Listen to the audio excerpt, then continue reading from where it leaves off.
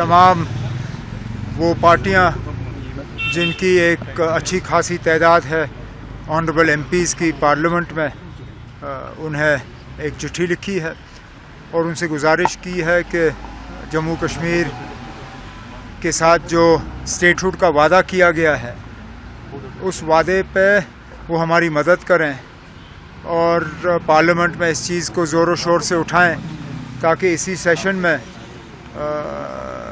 Bill आए और जम्मू कश्मीर जो है उसको दोबारा रियासत का दर्जा मिले।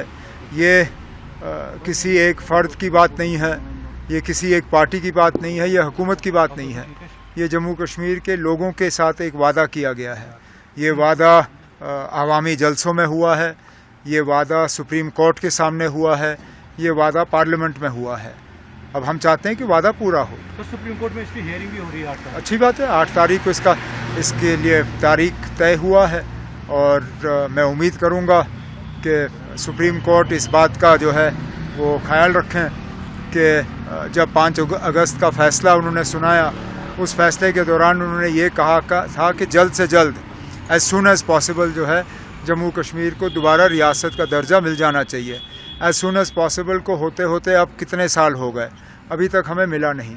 अब उम्मीद करते हैं कि जिस तरह इलेक्शन भी अगर सुप्रीम कोर्ट ने वक्त की पाबंदी नहीं लगाई होती, शायद आज मैं वज़ीर आला की हैसियत से आप लोगों से आज बात नहीं कर रहा होता। आज इलेक्शन हुए क्योंकि सुप्रीम कोर्ट ने वक्त की पाबंदी लगाई, एक डेट मुकर्रर किया और उस डेट के अंदर अंदर इलेक्शन जो हैं वो किए गए। हम चाहते हैं कि स्टेटहुड के लिए भी अब बहुत टाइम हो गया है। अब अदालत को सुनवाई के बाद फौरी तौर स्टेटहुड का जो है, अगर गवर्नमेंट की तरफ से नहीं होता फिर अदालत की तरफ से होना होगा। सर, आप बंगाल भी गए, गुजरात कितना होता है कि टूरिज्म यहाँ बढ़ेगा? अब तादाद तो बढ़ रही है। जो 22 अप्रैल के हमले के बाद हालात थे वो हालात हैं नहीं। यात्रा भी ठीक रही, कोई 4 लाख के करीब यात्री जो हैं उन्होंने बालतल और पहलगाम से यात्रा जो है पूरी मुकम्मल की और हालात यात्रा के दौरान ठीक रहे।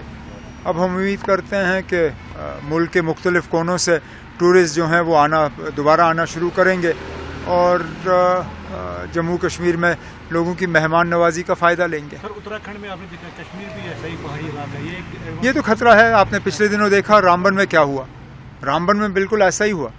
अल्लाह का शुक्र है कि उस वक्त माली नुकसान हुआ, जानी नुकसान नहीं हुआ, लेकिन जिस तरह मौसम के हालात बदल रहे हैं, जिस तरह हम जंगलों को हम साफ़ कर रहे हैं, जिस तरह हम पहाड़ों को काट रहे हैं, मुझे लगता है कि हमें भी इस तरह का ख़तरा है और इसका हमें ख्याल ज़रूर रखना होगा। उत्तराखंड में जो हुआ हमें बहुत अफसोस है और हम उत्तराखंड के लोग और उत्तराखंड की हुकूमत के साथ पूरी तरह से खड़े हैं और अपनी हमदर्दी का इजहार करते हैं। ठीक है।